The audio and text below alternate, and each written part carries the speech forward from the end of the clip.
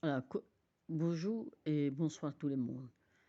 Ce soir, je vais vous parler du prophète Ézéchiel et de ce qu'il lui explique dans le chapitre 20 de la Bible. Dieu s'occupe d'Israël et de son caractère vindicatif. Le 7e année, le 10e jour du 5e mois, quelques-uns des anciens d'Israël virent pour consulter l'Éternel et s'assirant devant moi. Et la parole de l'Éternel me fut d'adresser ce mot.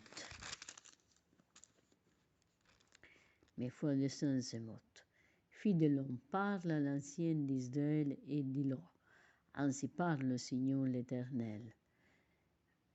Et c'est pour me consulter que vous êtes venus. Je suis vivant. Je ne me laisserai pas consulter pour vous, dit le Seigneur l'Éternel. Vous tous les juges, vous tous les juges, filles d'homme, filles de l'homme, faites-leur connaître l'abomination de leur père. Tout leur dira, ainsi parle le Seigneur l'Éternel. Le jour où j'ai choisi Israël, j'ai levé mes mains vers la postérité de la nation de la maison de Jacob et je me fais connaître à eux dans le pays d'Égypte. J'ai levé ma main vers eux et disant, je suis l'Éternel votre Dieu. En ce jour-là, je levai mes mains vers eux pour les faire passer du pays d'Égypte dans un pays que je vais chercher pour eux, pays où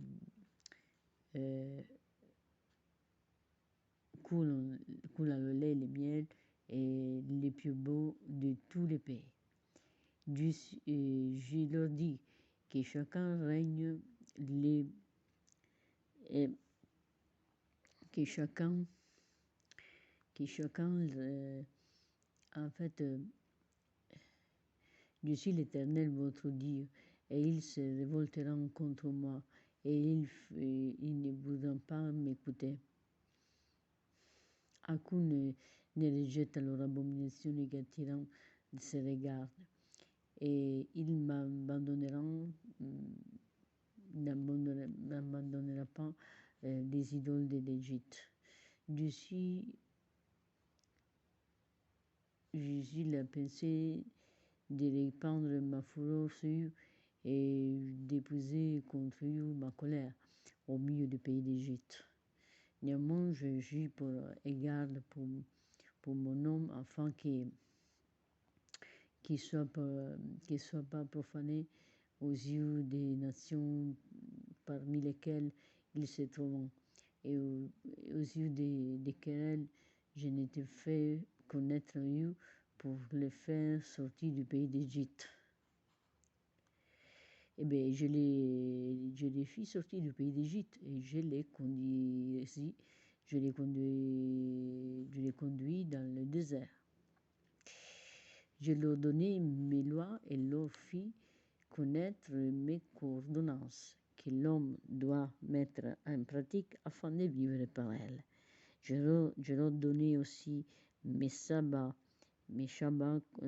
comme un signe entre moi et eux, et pour lesquels ils connaissent que je suis l'Éternel qui les sanctifie. Et la maison d'Israël se révolte contre moi dans le désert. Ils ne suivent pas mes lois, ils rejettent mes ordonnances et que l'homme doit mettre en pratique, et afin de vivre par elles, et ils profanera l'excès mes sabbats. J'ai eu le pensée de répandre sur eux mon fureur dans le désert pour les exterminer. Néanmoins, je gis par égard pour mon nom, afin qu'il ne soit pas profané aux yeux des nations en présence desquelles je l'avais fait sortir d'Égypte.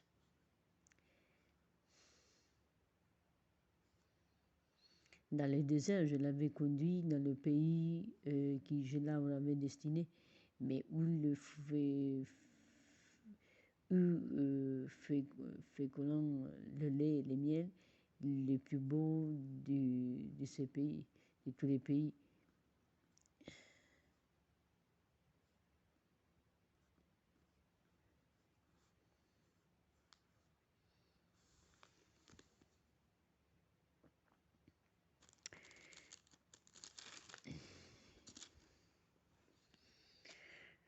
En fait, je suis l'Éternel, votre Dieu. Suivez mes préceptes, observez mes ordonnances et mettez-les en pratique. Sanctifiez mes Shabbats et qu'ils soient entre moi et vous un signe à lequel on connaît que je suis l'Éternel, votre Dieu.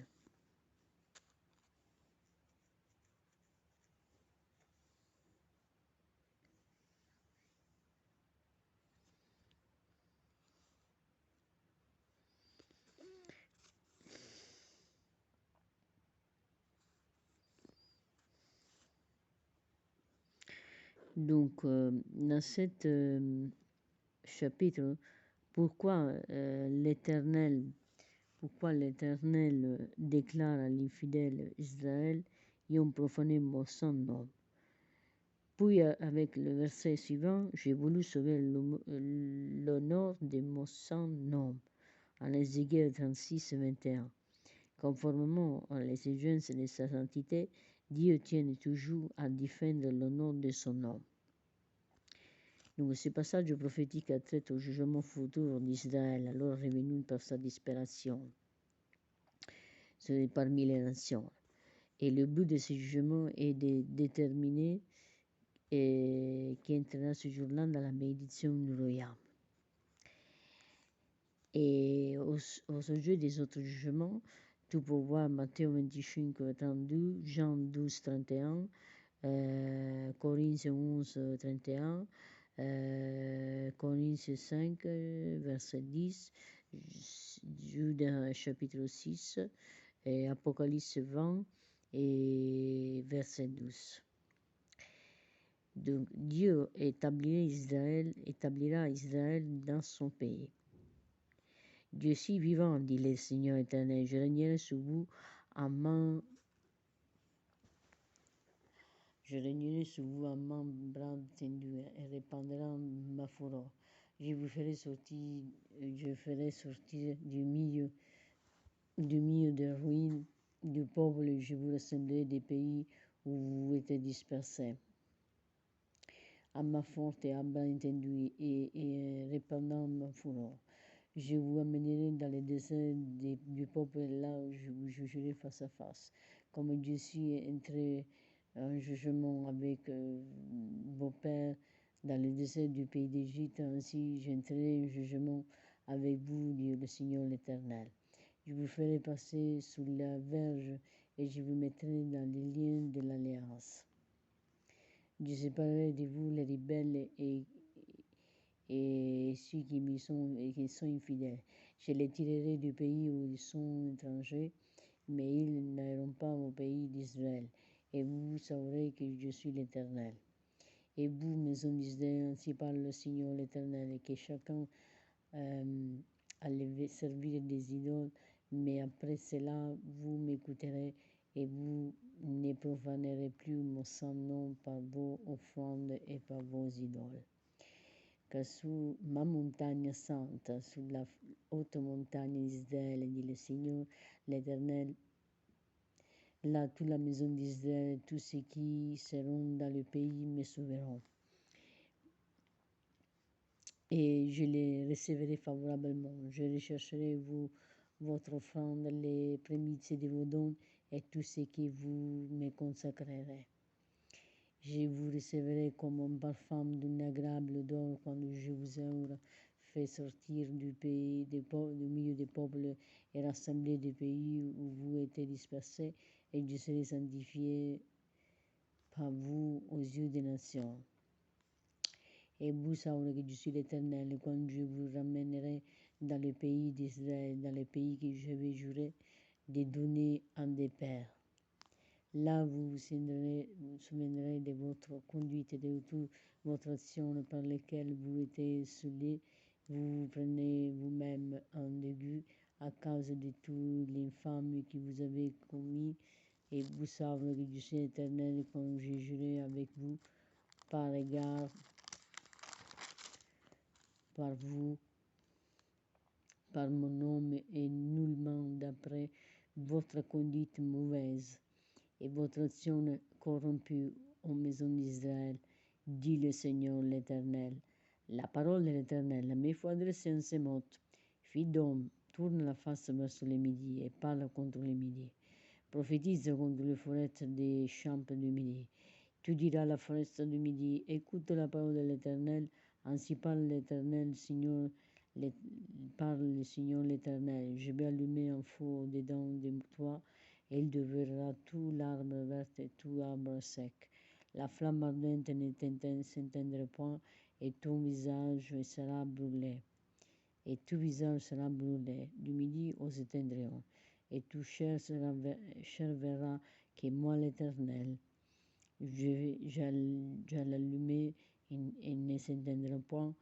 J'ai dit un Seigneur éternel, il disant de moi, n'est-ce pas, ce n'est pas un faiseur des parables.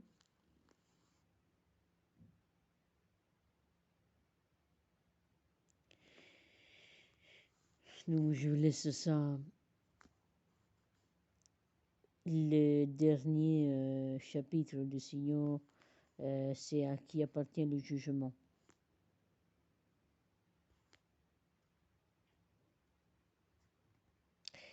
Il aura achevé de bouleverser l'entreprise humaine et de renverser le trône. Il s'assiera sur son trône à Jérusalem, et d'où il régnera sur le monde.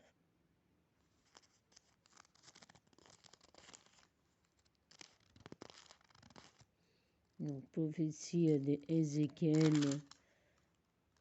Et à cette époque, Jérémie s'est trouvé à Jérusalem, mais ses prières n'avaient pas d'effet sur le peuple parce qu'il ne voulait pas se repentir. Donc c'est pour ça que ces tristes parables, la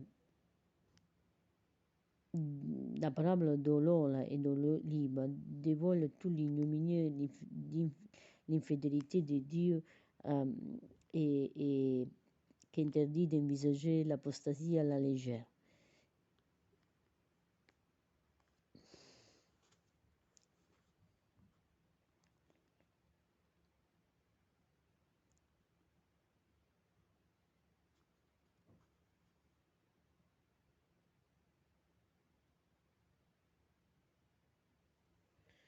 Donc en Ézéchiel, en fait, vous trouverez la parable Dio misericordios. Et vous trouverez donc les gémissements du prophète sont un signe, parable de l'épée de l'Éternel.